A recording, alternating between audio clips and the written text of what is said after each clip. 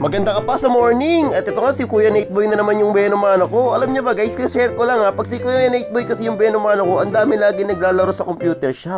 Alam mo yung tipong nakakahatak siya ng customer?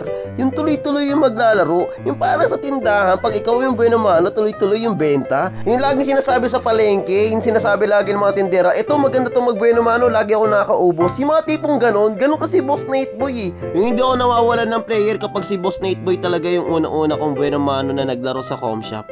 At ito nga, naglaban na nga ako at nagluto na nga ako ng tanghalian namin. After nga namin maglaba, binilang ko na yung benta ko sa Pancit Canton. Umabot nga pala to ng 850. Oy, take note ha, after 3 days, bumili na ulit ako ng Pancit Canton. Hindi po ako araw-araw nagbebenta ng Pancit Canton kasi nga masama nga ito sa kalusugan ng mga bata. Ito, pangatlong araw bago ako bumili ng Pancit Canton ulit ha, at ngayon lang ako bibili. At pinabilang ko na nga sa mga bata yung 30 pieces na Pancit Canton. Sana tama na yung 30 pieces na kinuha nila kasi mong nakaraan, sabi ko 20 piraso lang kuhain. Ang kinuha pa naman is 22, so abonado pa ako doon. At ito nga, binilang na nga namin ni ate yung 619. 619 nga pala yung bills namin sa Pancit Canton at pumunta na nga ako sa loto para tumaya. Malay mo, tumama, diba? At nung pinacheck ko naman yung number ko, may naman ako nakuha 3 digit. Ayos na yun, balik taya.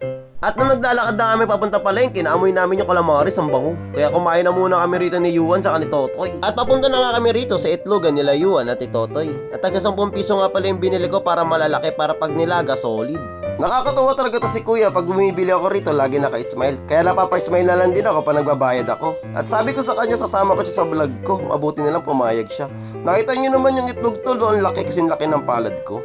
Ito nga anak ko, ang kulit na lang nito ng mala dinosaur. At ito nga, may bumili na nga sa akin 2 Pancit Canton, isang chili mansi at saka sweet and spicy. At niluto ko na nga kaagad kasi nga nagugutom na sila at hinihintay na palila yung Pancit Canton nila. Iba-iba talaga trip nila sa Pancit Canton na luto Merong malasado, merong half cook lang, merong saktong luto. Alam yung tipong ganon kasi yung pinapaluto nila. Kaya minsan nape-perfect ko ng pagluluto ng Pancit Canton pag half cook, minsan sakto lang, tapos malasado. Sobrang dali lang lutuin pag malasado. Sa mga gusto nga pala mag-avail ng computer dito guys, i-PM nyo lang po ako.